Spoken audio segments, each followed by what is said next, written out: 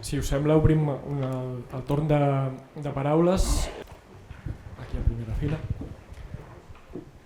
Jo li preguntaria què és un lobby, a diferència, o comparat amb la terranyina, què és un lobby?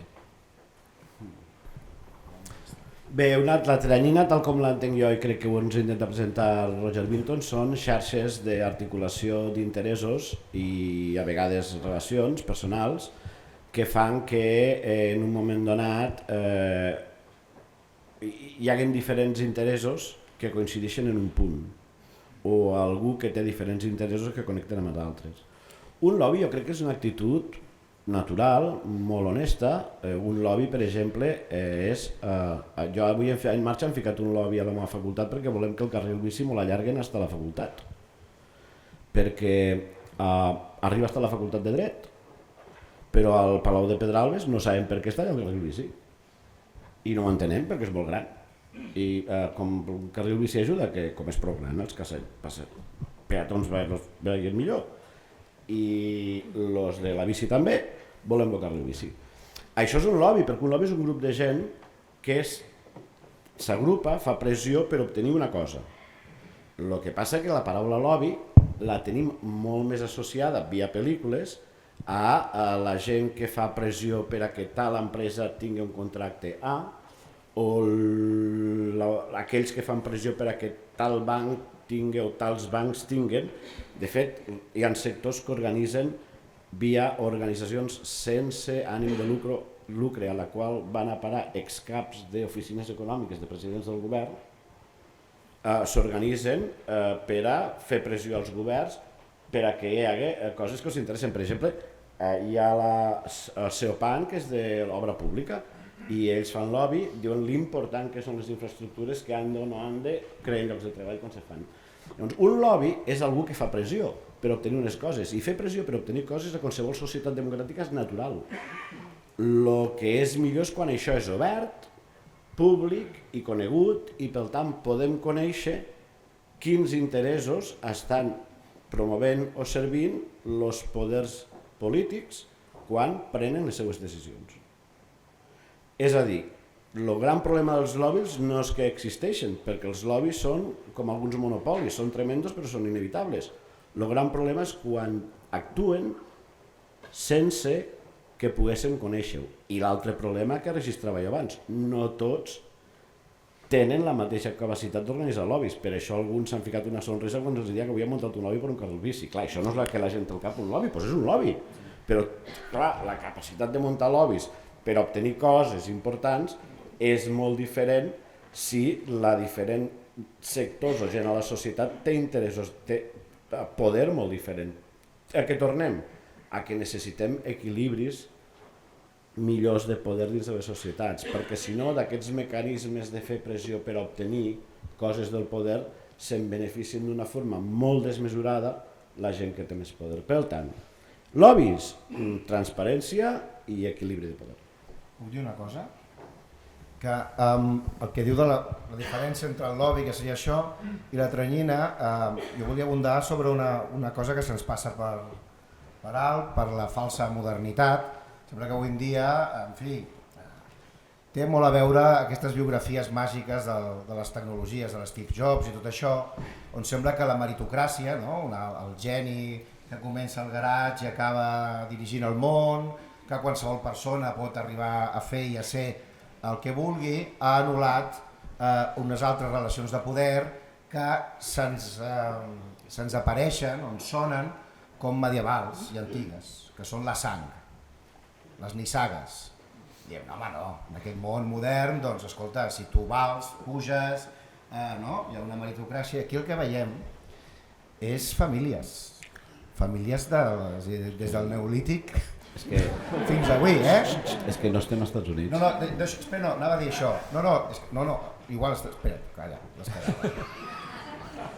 és a dir, la sang, les nissagues, els fills, les aliances matrimonials, allò que estudiàvem, que bèsties, no? Que els reis es casaven i el regne passava a ser d'un dels altres, doncs estem veient en aquell llibre, tu apareix el poder del grup i del clan, és a dir, són dels nostres círculo equestre, són dels nostres, emparenten entre ells, és tremendament poderós. Sin embargo, pensem que tot això és antic, o del segle XIX, la família Rius i totes aquestes coses. I ara tu has dit Estats Units. Coi, Estats Units, el país paradisíac de la meritocràcia. Bueno, han tingut una nissaga de presidents. Bush pare, Bush fill. Jeb Bush, governador.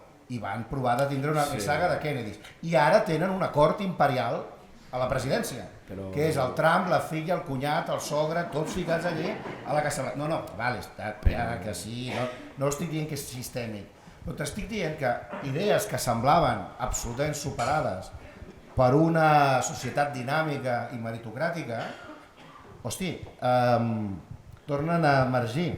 Sempre hi han sigut, sempre hi han estat els poders de la sang i del semen, per dir-ho així, diguéssim. Probablement la victòria del Trump, que segur que no mos ha agradat massa a tu ni a mi, no és una reacció a la dinastització del poder als Estats Units. Dels Clinton, una altra dinastia. Una reacció. Sí, però t'estic dient... Però tu segur que voldries, com jo, unes classes econòmiques dirigents, perquè si tens poder econòmic, algun poder de direcció tens, que com als Estats Units facin manifestos defensant l'impost de successions. Torno a dir, defensant l'impost de suterències. Per què? Perquè és gent, algun, no tots, però encara hi ha molt la creència del que t'ho has guanyat tu, i del que el que t'has guanyat tu no s'ho ha guanyat tu un fill ni ta filla. Ells s'han de guanyar el que s'han de guanyar ells.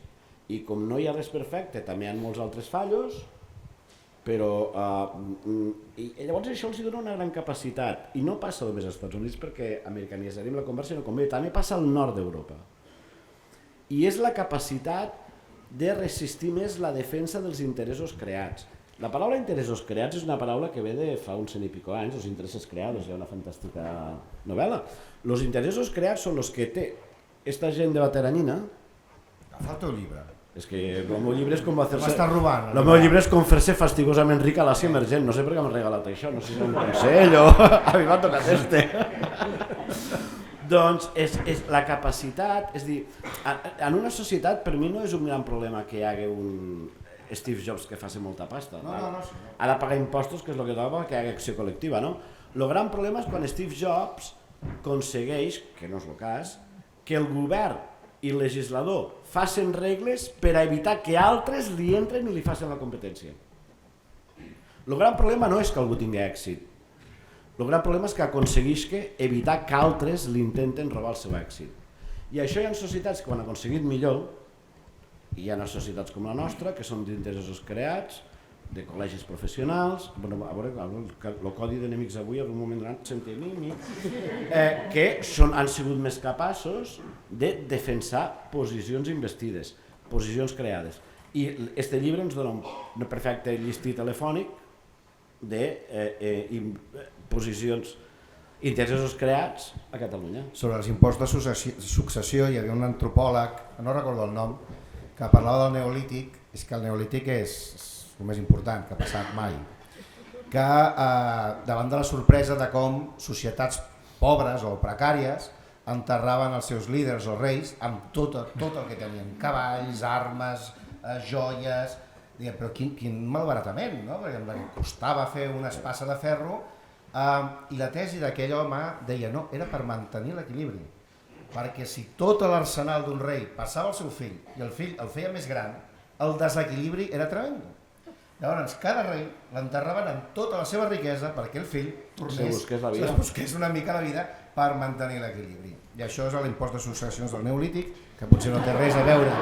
No, és que penso que... Home, si el Parlament de Catalunya legisla a que cada ric, quan es mori, l'enterrin amb tot el que té...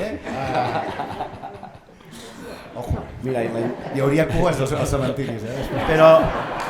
Teniu en compte... Ladrones de tumbes, Teniu en compte que discutim molt, per exemple, de l'impost de successions sobre la base de si es poden obtenir 300 milions d'euros per no fer no sé què, o de si s'ha de pagar l'impost de successions... Que si ho vam discutir amb els de Junts pel Sí, collons, i tant. L'impost de successions realment on toca és el principi de valors que es vol promoure en una societat, i si es vol promoure el mèrit i l'esforç o la herència i l'aprofitament d'un altre. I en aquest sentit, en una societat oberta i liberal, dues persones són diferents, no és la mateixa. A Xina, això ho vaig aprendre fa uns anys estudiant als Estats Units, a Xina, allà no hi ha impost de successions perquè el pare i el fill són el mateix cos. Sí, a nivell conceptual, el pare és una extensió física del fill, per tant no hi ha una transmissió. Perdó? Però el fill és... Gràcies. El fill és una transmissió, el fill és una extensió física del pare i no hi ha transmissió, és la mateixa persona. Però això no és el principi d'una societat liberal on tu ets responsable dels teus actes. I dues persones que es poden voler molt, com ja volem un fill, són dues persones diferents. Per tant, l'impost de successions té molt més a veure en la promoció de valors de mèrit i d'esforç que fins i tot en l'equitat com poden tenir altres impostos. I això és una cosa que aquí discutim molt poc i al meu entendre no massa enfocadament quan ho discutim. Dos coses per completar. Un lobby normalment es basa en la informació, en la gestió de la informació i accepta que pot guanyar o perdre. Una taranyina no guanya sempre. És una diferència important.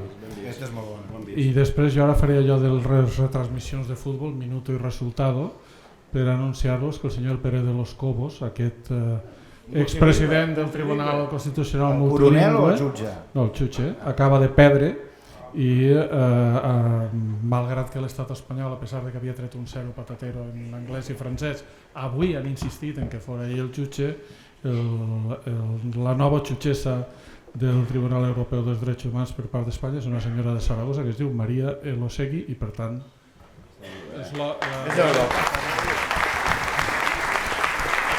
En un altre temps, en l'altre temps que dius tu, això no hauria passat. Perquè clar, l'actitud del Pérez de los Cobos és molt típica de taranyina.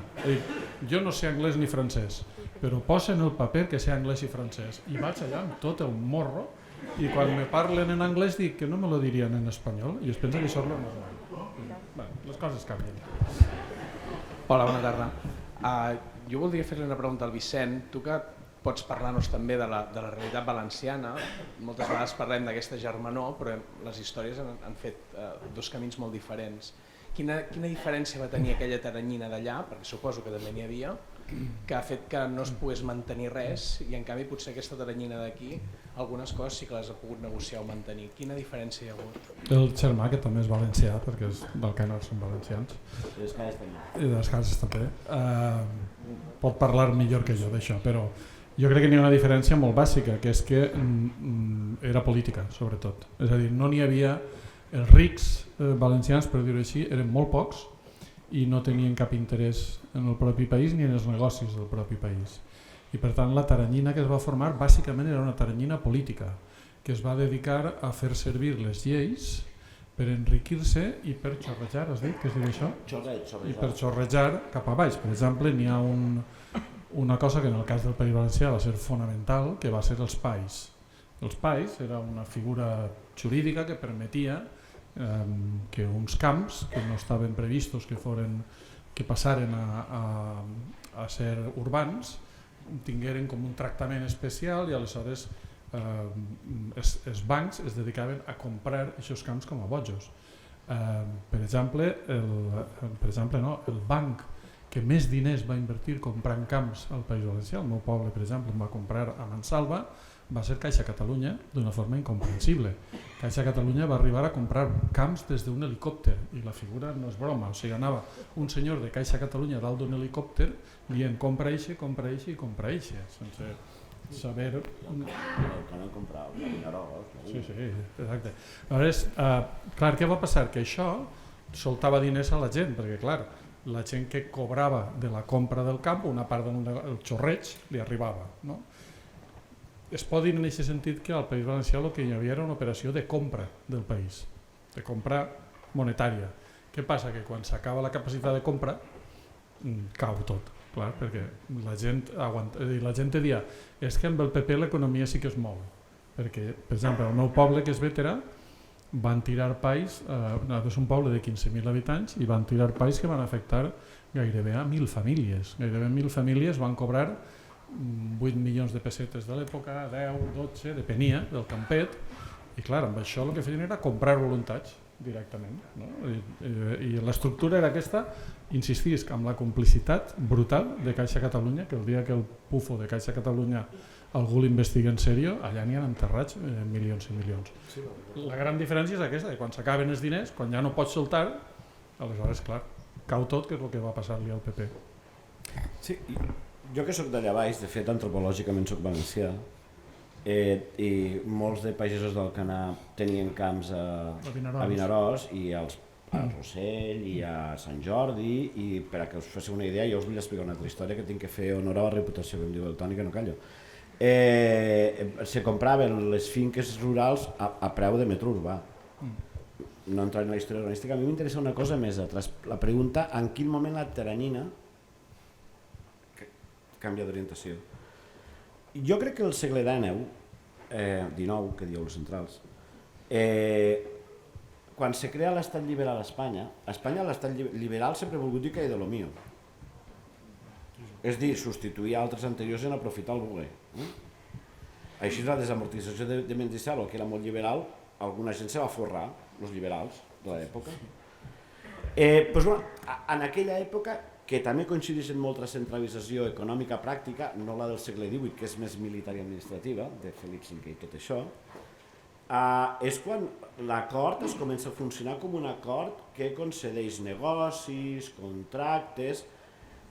Recordeu la idea de a Espanya la igualtat és tenir la mateixa possibilitat d'accedir a Madrid, però això no és algo, diguem, només retòric, és que és a l'acord, la igualtat d'accés a l'acord, on hi ha privilegis, favors i contractes, és un element, no?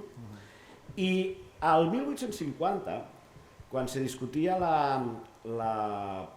si es feia per llei, que és el que es va aprovar, fer una llei perquè reordenase el desarrollo de los ferrocarriles, porque no vamos bien, correo mediterrani ja anava i no. I hi va haver un diputat valencià, que era Bertran de Lis, exministre d'Hisenda d'Espanya, que va fer una proposta que no va sortir, al final va sortir la proposta radial, lo de l'AVE que tots tenim ara, doncs llavors igualet, però Bertran de Lis va proposar fer una creu del nord a Cádiz, Màlaga-Cádiz, i de València a Lisboa. En aquell moment, els interessos econòmics de qui representava Bertran de Lis, exministre d'Hisenda, el diputat valencià, ja estaven articulant-se en els centres. Probablement perquè l'antic Regne de València era una regió llavors encara poc exportadora i el seu desenvolupament econòmic era molt interior i agarra força en relació amb Madrid. On estem ara? Jo crec que a València hi ha dues teranyines, no una. Una teranyina és la connectada radialment en determinats sectors de negocis, molt relacionats en tot allò que té a veure amb el govern, i una altra teranyina és la de l'àmbit de l'exportació, que a partir de la taronja i de les baldoses explota a València fa 100 anys. Els interessos de la teranyina de l'acord i els interessos de la teranyina de l'exportació són diferents. I aquesta és una contradicció que a València es viu, me corrigis tu que coneixes millor si no, intensament, té més força la teranyina central econòmica perquè la política, la institucional, és molt fortament cap al centre, però això ens explica contradiccions que de tant en quant podem veure a València, és que quan s'han passat molt a central, llavors hi ha moviment dels exportadors. I això és unes coses que a vegades veus que no entens, que probablement a València hi ha dues teranyines i no una. M'escolta? Hi hauria dos teranyines a Catalunya? Estàs per l'editor, has d'encomanar una segona part. Existeix una teranyina que s'hauria independitzat, aquesta teranyina que descrigueu com a unionista o amb interessos amb Espanya, una teranyina que ha pogut créixer de manera independent o que s'ha segregat de l'original? Existeix? Una teranyina republicana, en aquest sentit? Perdona, jo crec que el republicà és que no hi ha teranyina que tingui la menor dimensió possible, i jo en aquest sentit estic content, estava pensant, pots identificar una teranyina d'interessos en aquesta densitat republicana, m'agrada el terme? No, perquè si la pots identificar no és republicana. Perquè la república es defineix per reduir el pes d'aquestes coses, augmentar l'equilibri de poders dins de la societat i evitar una actuació tan discrecional del poder polític respecte als econòmics. Jo una cosa, ara el que sap de trens és ell, però aquest disseny del 1850 implota el 1866, no? Hi ha una fallida de l'estat espanyol i al 67 cauen els Borbons. És cert que els hem fotut fora 2 vegades i han tornat 3. Tenen la mania aquesta de tornar. Però ve a dir que l'accés a la teranyina centralista, radial, d'acord, que l'ha definit perfectament ell, que no és productiva, que ara diuen extractiva, no? Quan aquesta teranyina té dos menes de col·lapses a Espanya són cíclics. Un, l'accés, i l'altre, que el context econòmic és desfavorable i fa fallir de tot, cau tot el sistema, polític inclòs. No sé si... Però aquí entra Gil de Viedma, amb allò que som tants desgraciats que sempre les coses històries acaben en una llàgrima. Sí, i que la història espanyola és la més trista. Perquè, i és veritat, això passa al 1868 per una fallida de la Hisenda. Ja va passar en Carles I, però no... Jo no havia acabat, Continua. La tesi és el piqué de broma, La tesi que després desenvoluparé, bueno, no els explicarem el que vam tramar en un debat de les eleccions. Això és el que ho va explicar, collons. Que pareixia que ens tallàvem, que ens tallàvem i ens anàvem fent un telepausa i assistència. Només la tesi és que, desafortunadament, en aquests moments que la teranyina econòmica ha fallat, que ha acabat provocant o sent alineat en una fallida del sistema polític, al 68, en Primo de Rivera, al 31, després 89, 23, 31. La crisi de mitjans del 70.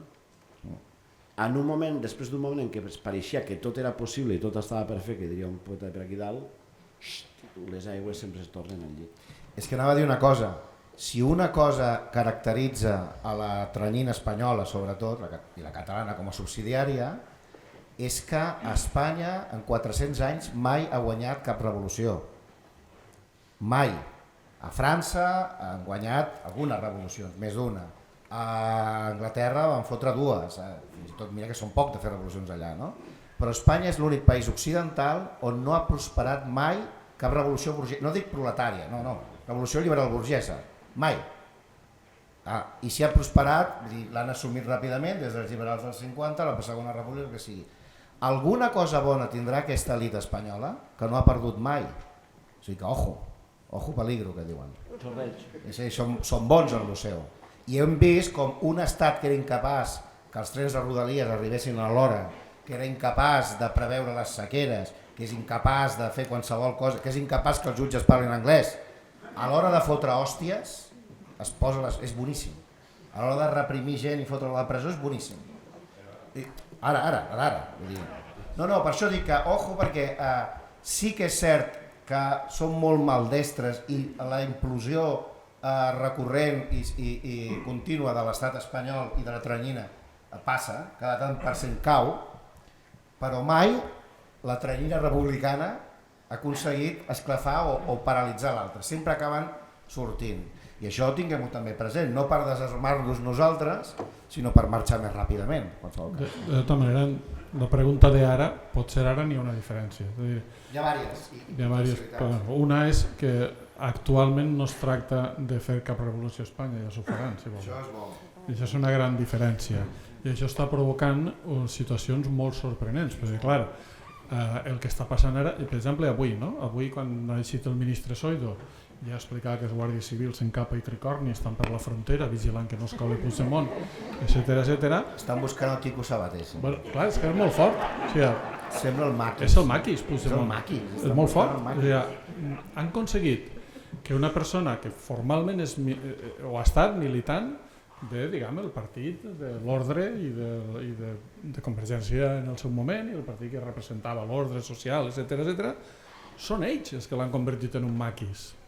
I ara la situació és tan boja que el president pot anar per un vol d'Europa tranquil·lament i Espanya està tancant-se ella. O sigui, en compte de posar a Puigdemont en la presó, s'estan posant ells en la presó. I és com és surrealista el que està passant. I jo crec que en aquest sentit, jo crec que comencem a anar molt bé en aquest sentit.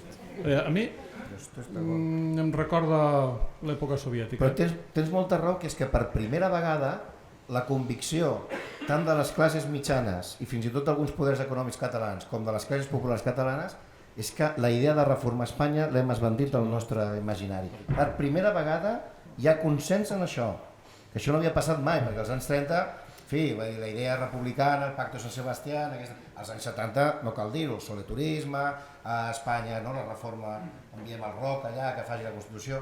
Ara per primera vegada, i és cert, i aquest és un punt central, que hi ha consens entre totes les forces, diguéssim, transformadores, siguin burgeses o populars, que no hi ha reforma espanyola. Probablement. I això es descol·loca, perdona. No, probablement perquè hem arribat a la conclusió de que podria passar, i és legítim, que una majoria de la població espanyola no volgués aquesta reforma. Perquè nosaltres... Aquesta és una molt bona, també. Sí, és la tesi, sí. Nosaltres, cadascú individualment té uns valors, uns punts de vista, i quan aquí diem lo de l'equilibri de poders i que ningú mane més que tu, no que nadie sea más que tu, sinó que ningú mane tu, que és diferent. Lo del bono... Tenim en compte que una societat organitzada així genera molta més incertesa. No saps exactament també quin és el teu paper, perquè quan algú et mana no tens que pensar, et diuen el que has de fer.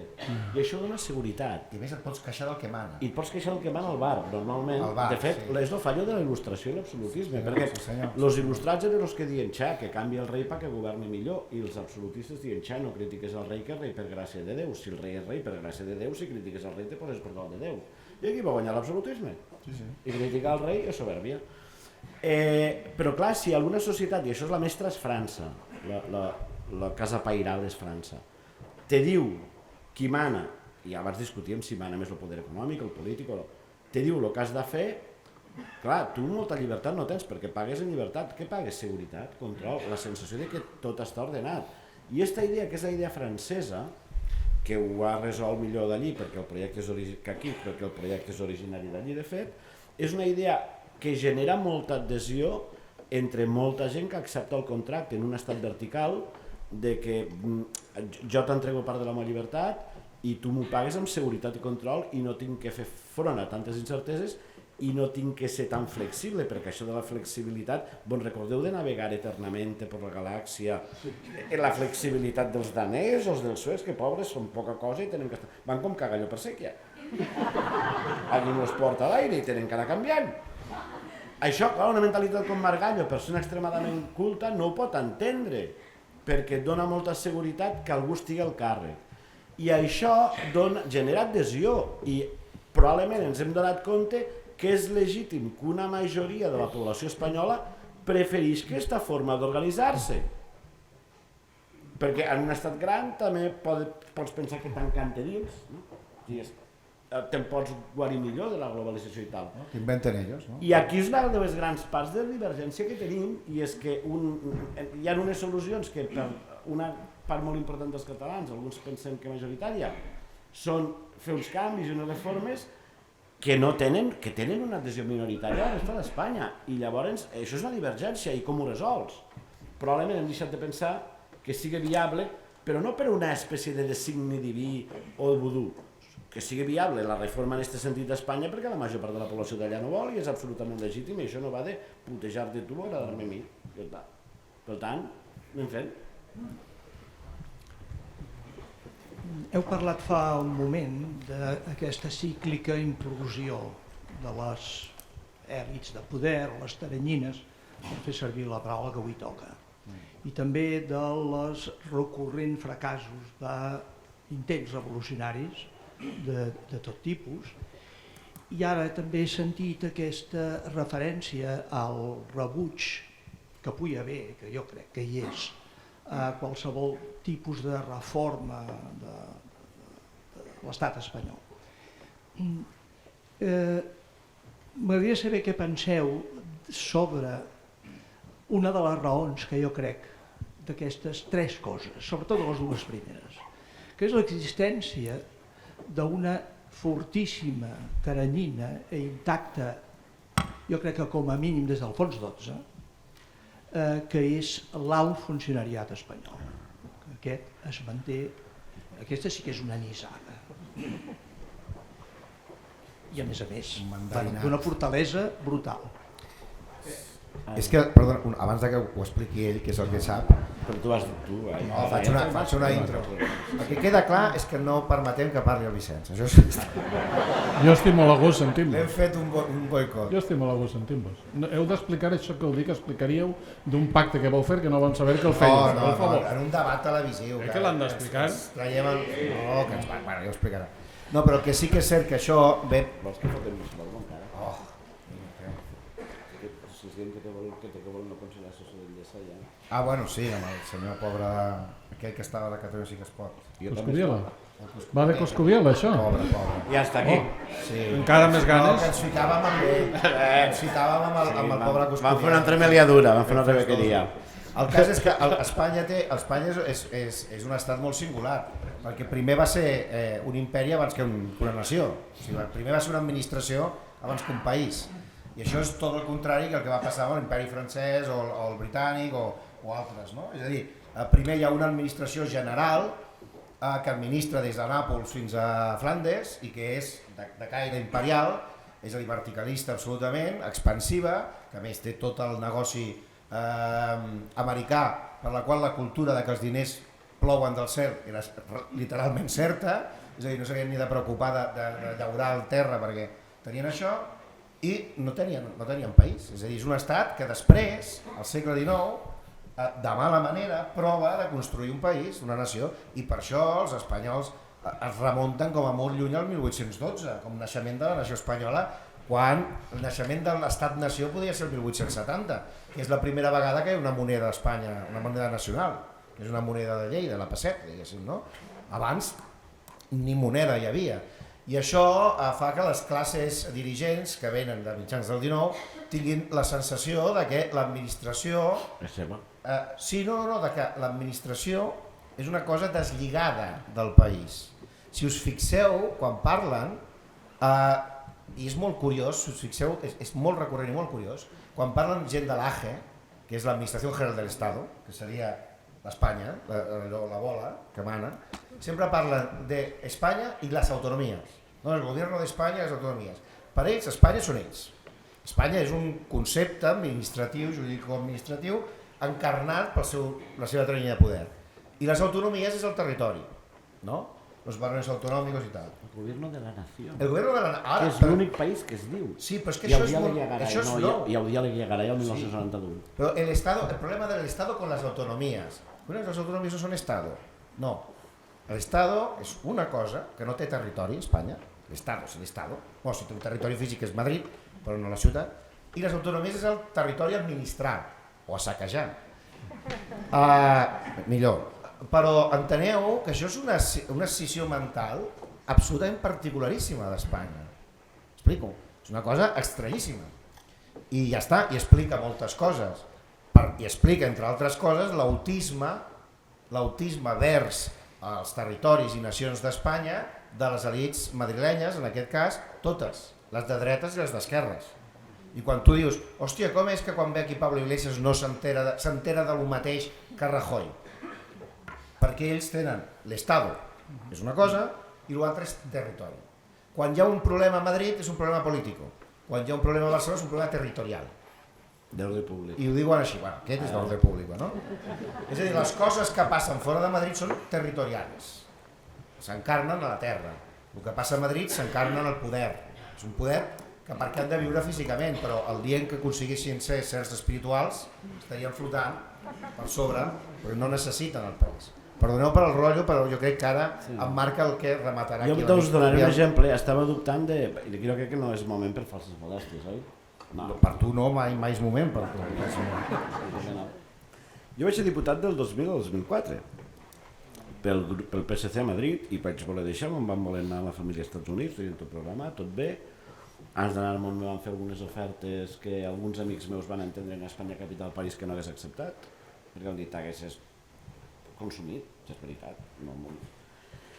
I just quan estàvem a punt de sortir, el secretari d'Estat d'un ministeri, d'Economia, buscava un vicepresident del Banc Mundial, perquè li tocava un torn a Espanya. Bon dia, tu? Sí, ara vaig. Ja dic que les falses modèsties. Bueno, jo també era teranyineta, no? Si vols mirar així. Llavors, clar, ell què va pensar? Diu, ostres, tens experiència aquí, tens experiència acadèmica, tens un rècord de publicació internacional en privatització i regulació que està a l'agenda mundial brutal, ets un candidat collonut, a més no és polític, generalment no has estat mai en quasi política professional. I a més, ja que t'has encebat en anar-te als Estats Units, això és allà. Home, la veritat, francament, fa gràcia. I dic, i has parlat amb el ministre corresponent del RAM, que no cal dir noms, però de la indústria, i diu, no, dic, llavors, gràcies, però jo segueixo tramitant tot el que m'ho havia tramitat, perquè probablement no te n'has enterat encara que això és una plaça Pateco, tècnic comercial de l'Estat, és una plaça de jubilació, no importa el currículum que tens, no importa que tinguis una especialització en l'àrea temàtica que el Banc Mundial vol desenvolupar, no importa res, és una àrea de jubilació per algú que durant la seva vida de tècnic comercial de l'administració ha fet molts de favors als tecos, que els pitjors són els advocats de l'Estat, i llavors ara li paguen en una plaça de 2 anys de jubilació, una mica igual que fan en aquestes coses que han fet del que ha anat d'ambaixador a la ONU, Moragas. Però llavors, clar, és la idea aquesta de que aquesta posició d'Espanya és dels alts funcionaris, no d'Espanya, perquè Espanya és d'ells. I tot el demés dona igual. I en aquest sentit la pregunta que era l'alta funció pública, en un estat que té com a missió construir una nació única, que és el disseny francès, construir una nació, ells són el cap i el braç d'aquest esforç que és construir una nació, que és la missió de l'estat d'orientació francesa. I per tant, ells són l'estat. Sí. Això es pot dir més poètic com allò que Castilla és el corazón d'Espanya, però això és poètic.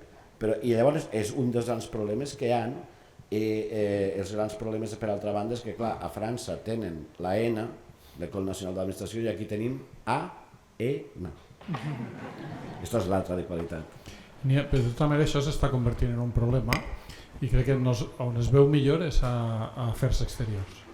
És a dir, aquesta cosa del Pérez de los Cobos que es pensa que pot anar a Estrasburg dient háblenme en espanyol, és generalitzada. El Ministeri d'Afers Estrangers espanyol és el màxim exemplar d'aquest tipus de gent perquè n'hi havia un estudi que em sembla que era el 60% dels ambaixadors, el seu pare ja havia estat ambaixador, una cosa incomprensible en qualsevol país. Gran Bretanya, per exemple, el Regne Unit va fer una reforma de la diplomàcia obrint-la a professions liberals i a gent nova. Aquí tots són família de família, a més tots tenen aquesta cosa rara de que són 4 cognoms, no són gent de 2, tots són de 3 o 4. I això se'ls està girant en un problema, com s'ha vist amb Pérez de los Cobos. Pérez de los Cobos. Exacte, que segurament és Pérez Cobos a secret, hem parlat el de los perquè sona millor. Però n'hi ha l'anècdota molt bona del dia que van entrar a Exteriors, quan després del cop d'estat van entrar els homes de negre a la Conselleria d'Exteriors i demanen el llistat de tothom. I aleshores li donen un full, perquè el cabien tots en un full. I aquells s'enfaden molt i es posen a cridar i a dir que no, que volen el llistat de tothom. I li diuen, no, tothom, totes les delegacions és esta gent, no és ningú més.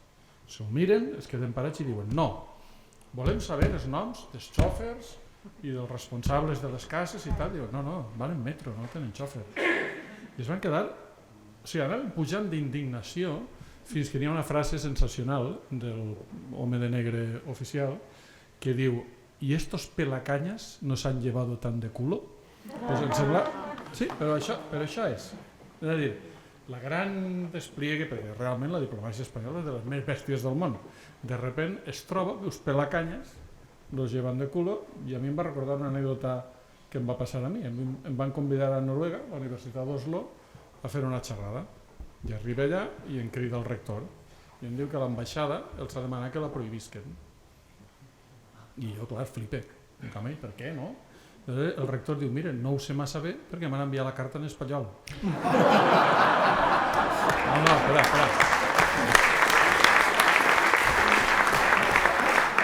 No, era pitjor, era molt pitjor encara. Clar, jo l'agafo i dic, Lorenzo, enséñamela. És fort, O sigui, tu envies una carta demanant que prohibis i l'envies en espanyol. Diu, porque este señor pretende defender la autonomía de Cataluña. Dic, escolta, a mi no m'ofenga, jo l'autonomia no. Aquest personal és el que tenen i per tant tenen altres coses. Però Jo tenen, vull fer una postila que crec que és compatible amb tot el que hem dit i és que crec que el problema és de disseny institucional i no de persones. A Espanya com França, us fartareu de sentir la comparació, perquè a Catalunya també hi ha molt de francès, a Espanya com França els caps més ben dotats no es dediquen a anar-se'n a un garatge i veure com li fan la competència a IBM, se dediquen a fer oposicions a advocat de l'estat i notaria. De fet, a altres països no passa, perquè quan la gent diu si som independents tindrem advocats de l'estat, diu no, serem dels 178 estats que no en tenen, perquè en tenen dos, Espanya i França. Doncs a Espanya hi ha gent molt capacitada, la notaria és la pseudofuncionari més protegit per definició, no? Allò que tenim un assessor de luxe, encara que anéssim a dir te dic guapo, però un assessor de luxe. Quan un país la gent en millor cap se dedica a això, tens un problema perquè no innoves, perquè són dedicacions i llocs anti-innovació, i això no és una crítica, per naturalesa és una anti-innovació. I llavors hi ha gent molt competent individualment a l'administració de l'Estat. El problema és de disseny institucional, que no s'arriben a casar. Fixeu-vos d'abans, segurament aquesta persona que va anar a la posició X era molt competent en general però no tenia per què ser-ho per la posició aquella. Si ets molt competent en general però no ho ets per una posició, no ho ets per una posició, i això és el que no es té en compte. I a part que a mesura que es van desenvolupant les carreres funcionarials, quan tu t'apropis d'una cosa, de fet la noció de funcionari jo soc és que t'apropis d'un lloc, privatitzes un lloc públic. Un funcionari és algú que privatitza, jo tinc privatitzat un lloc de treball a la universitat que hauria de ser públic. Però clar, si a més ets amo de l'Estat, a mesura que vas fent carrera i et van passant allò que diuen les ganes, la cosa degenera. Per tant, jo crec que no és un problema de competència de la gent que hi ha, sinó que és un problema que si tu tens aquest disseny institucional, la cosa no pot acabar bé des del punt de vista dels que estem parlant a la taula.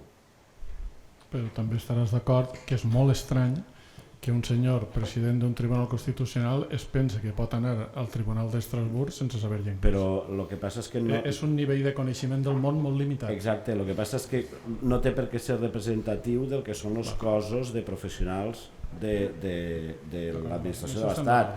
Jo anava a dir una paraula, no que ja tinc una no, però jo, Pérez de los Cobos, jo no el qualificaria exactament com una persona competent ni representativa ni com aquell que van despedir per anar borratxo. No, passa que és... Però ja, si competents no hem vist cap... No, només sí que hi ha gent competent i n'hi ha hagut. El que passa que, per exemple, el Tribunal Constitucional dels anys 80 i 90 era un òrgan de gent reputada que jugava a la reputació, i quan foten la sentència l'any 1994 dient que és normal que a Catalunya s'ensenya en llengua vehicular en català i això és d'acord amb l'Estatut de la Constitució, era un conjunt de gent que eren com ara però es jugaven una reputació. I el freno que hi ha per a no fer massa malifetes és tenir una reputació que és jugar-te. El que hem entrat en una deriva a les institucions espanyoles des de fa anys, segurament des dels vertigis de finals dels 90, en què, salvant algunes excepcions, i això ja vol dir que no dic tothom, és a dir, a menys reputació tens que salvar, més fàcilment faràs el que et diu el govern. I això és el que ha destruït el Tribunal Constitucional, és el que ha aixecat el Consell General del Poder Judicial, que la gent que allí no té una reputació que salvar, per tant no té un aturador. I això fa 20 anys no era així. Hi havia gent, també hi havia de tot, però hi havia gent que certs límits no els passava perquè tenien que salvar. Cadascú som cadascú. I aquesta sentència del 94, la de beques i la del reconeixement de la constitucionalitat del català com a llengua vehicular, la va fer un Tribunal Constitucional que s'escollia igual que ara, però que escollia gent molt diferent del que escollia ara. I aquest joc, igual que aquelles eminències, per així dir, no eren representatives de tot, crec que el que tenim ara en aquestes institucions són gent tan controlable que tampoc són representatius del promig. El problema el tens creat, no? Perquè són institucions podrides.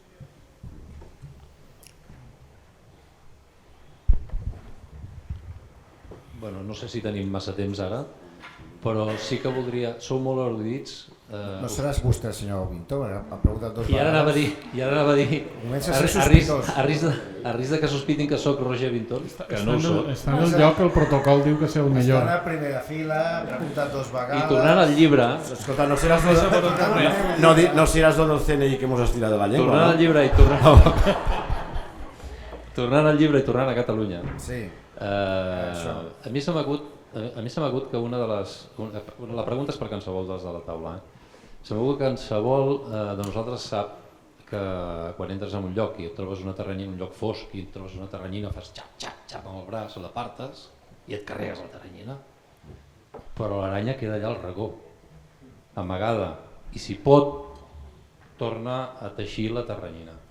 Aleshores nosaltres, m'imagino que molts de nosaltres dels que estem aquí, avui hem vingut amb la morbosa pregunta de què podem fer per xafar les aranyes.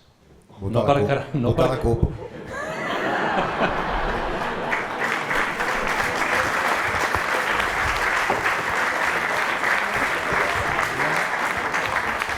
Ho he colat, no?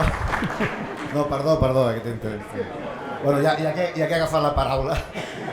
Jo seré molt curt. Sí, Com teranyines n'hi ha a tot arreu. Bueno, I n'han hagut sempre a tot arreu. Jo crec que hem d'aconseguir que la teranyina agafi mosquits. Hi ha una cosa que, a més, ho ha dit diverses vegades la paraula, és una paraula que a mi m'interessa molt, i a més que, ara vendré, hi ha un llibre, crec que encara es ven el meu, el de la República Possible. Ho dic perquè hablo de eso. La idea d'equilibri, que el Germà l'ha utilitzat diverses vegades i en molts de sentit. Un país petit, com és el nostre, el secret de l'èxit és l'equilibri. I Catalunya és un país extremadament desequilibrat. I no estic parlant de rendes només, que també, territorialment, no? La idea d'una Barcelona absolutament poderosa i un país pràcticament buit, econòmicament també, la concentració econòmica, o per exemple quan hem començat parlant de la Caixa de Sabadell, és a dir, no pot ser que un país tan petit com el nostre tingui només dos grans bancs. El disseny, no sé qui deia, un dels vostres deia, trobarem a faltar les caixes d'estalvi, no? Ja les trobem a faltar. La idea de que les entitats de crèdit, que crèdit, ja em corregireu, és només agafar les rendes sobreres, és a dir, l'estalvi, i convertir-lo en inversió, i això ho pot fer qualsevol persona o entitat, pot ser pública, privada, pot ser local o internacional, no és necessari un gran banc connectat perquè el crèdit, és a dir, perquè l'estalvi acabi sent útil per a la producció, no és necessari les grans entitats financeres. Doncs el fet que un teixit de caixes d'estalvi arrelades a un territori molt local esdevingui en dos monstres absolutament bancaritzats i vinculats a l'economia global, desequilibra. Desequilibra perquè quan ells decideixen una cosa, com estem veient aquí, tomba.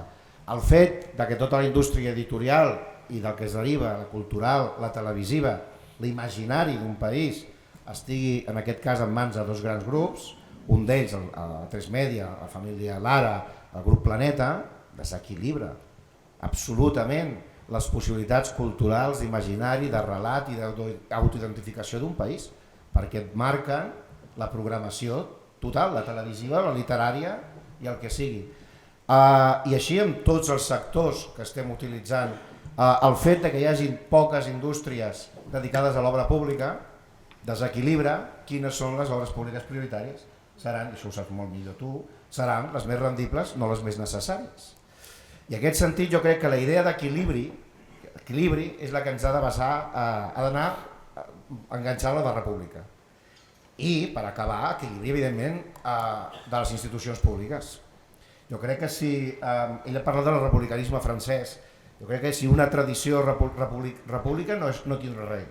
Hi ha una tradició republicana catalana que té a veure amb 3 o 4 valors. Un és l'estat laic, que per cert a Espanya ni tan sols és laic, és aconfessional.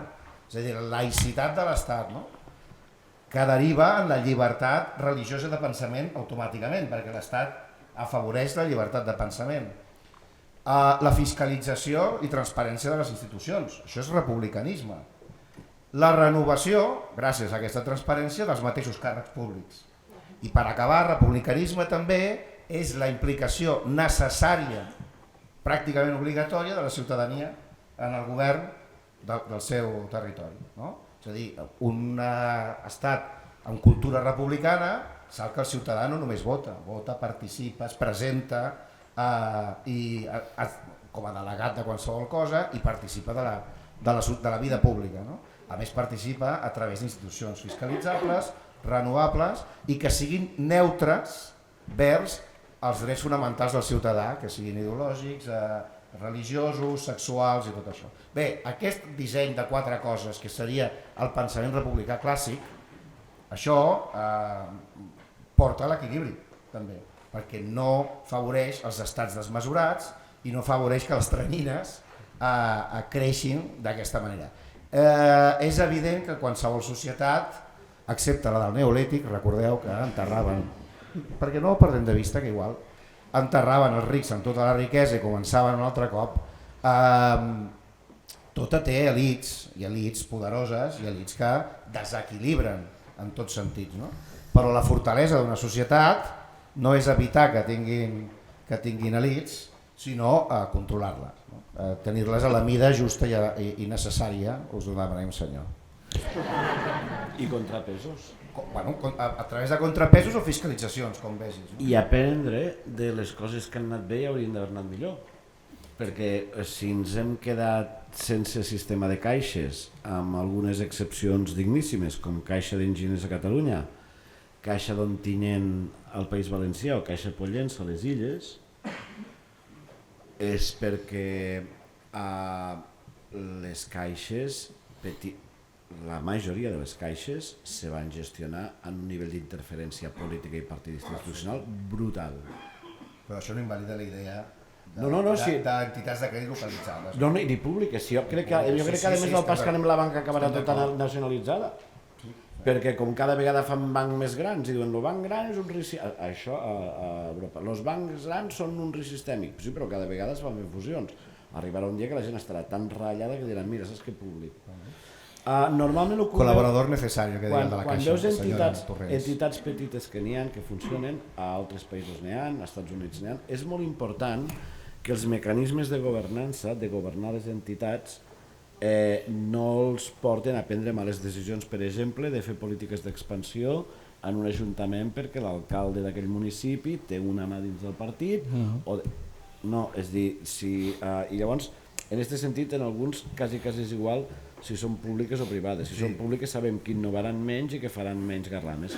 Però el que és molt important és aprendre també de les coses que han passat i que no quedi només en un lament, ens hem quedat sense caixes, sinó haver entès per què ens hem quedat sense caixes, que és el que ens permetrà fer allò que s'ha fet, ara em fico des del cantó de la política, tots són polítics, però jo m'hi fico, que és exactament no fer coses massa bones, sinó evitar cometre massa errors, perquè les coses del govern són tan complicades que fer-les bé de cracs. Ara, el que ha de fer un polític és mirar de no cometre massa errors, que té feina molt complicada per davant. Si evites cometre errors, si fas errors petits, llavors ja és un balanç acollonant, perquè clar, és que les coses fàcils ja les fa la societat. Jo crec que en el tema de l'aranya la qüestió no és quina aranya quedarà, sinó quina aranya posarem contra l'aranya, perquè lo divertit quan entres a un lloc a fosc i si hi ha taranyines és veure que les aranyes combaten entre elles per veure quina taranyina és més gran. No? I en aquest sentit a mi em sembla que precisament el que està passant en aquest país ens dona una gran oportunitat. Jo en això estic molt content perquè crec que haver vist que hagin quedat despullat els fils de la taranyina tan clars fa que la gent es pugui plantejar avui en dia fer coses que fa mig any no se ho plantejaria. És a dir, si ara avui qui siga, que no sé de qui es feien això, comencés una campanya, per exemple, per dir, escolta, Som Energia és una alternativa, Caixa d'Enginyers és una alternativa, mire, poble a poble i barri a barri, anem amb tauletes i tot el món a canviar-se d'empresa o a crear-ne una de nova. Aleshores tu estàs creant una aranya, però aquesta aranya no té el mateix significat que l'aranya a la Caixa o que l'aranya al planeta, i és la que ha de lluitar una aranya contra una aranya, no n'hi ha prou. L'única manera de que no torni a fer la teranyina és que la nostra teranyina sigui tan gran que a ells no li quedi espai, no? I jo en això crec que si aprenem, i n'hi ha molts països d'Europa on aquesta cultura de crear coses empresarials, diguem, en base col·lectiva és molt important, si aprenem és que està tot fet en altres països. Si tu eres capaç de crear empreses de serveis transparents, netes, que no estan embolicades en corrupció, responsables amb el territori i amb la gent amb la que viu i per tant amb una governança en mans de la gent i no en mans del poder ocult, doncs el que has de fer és fer-les créixer tant que a l'altra aranya no li queda lloc. Si 2 milions de persones ens n'anem de la Caixa i el Banc de Sabadell i el buidem, li estem creant un problema molt gran al Banc de Sabadell i a la Caixa. I això és la feina que hem de fer els pròxims mesos. Hem de fer això. Bueno, quan em doni la targeta. Jo que en temes econòmics soc una mica més d'estabilitat que vosaltres, jo us diria que això ja ho han fet. Molt poc s'ha reflexionat que del procés que es viu a Catalunya des de 1993, però d'una forma més accentuada des del 2006-2007, un dels fets que ha provocat, i això ja era abans de l'1 d'octubre, és que les èlits econòmiques de Catalunya no seguiran intermediant els menestrals catalans. Les classes mitjanes i els obres qualificats, utilitzo una definició de final del segle XIX, la petita burgesia, classes mitjanes i obres qualificats, allò que algun articulista de l'avantguàrdia diu despectivament els menestrals, que són els que van refer les revolucions a Holanda a finals del segle XIX, els que van morir a la Comuna de París i van guanyar a Amsterdam. I això ens explica què és França i què és Holanda. Van morir a la Comuna i van guanyar a Amsterdam. Doncs els menestrals catalans ja no es tornaran a deixar representar per les èlits d'ans. I això ja fa temps que és així. Aquesta batalla ja no s'ha de guanyar.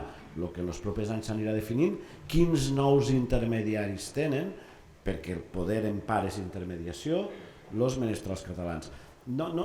Feu el que vulgueu en les entitats de crèdit, però la Caixa o el Sabadell, la buideu o no, ja no tenen la mà sobre la política catalana.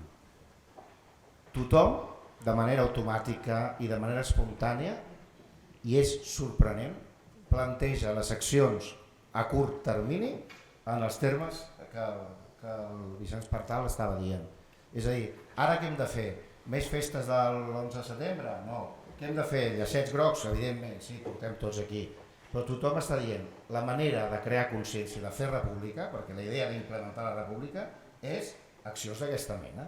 Des de cooperatives de consums fins a anar a l'associació de botiguers d'un barri i dir vostè què està pagant a Endesa? Esperi, que li porto un de la cooperativa, si som energia i tal. Parli amb aquest senyor.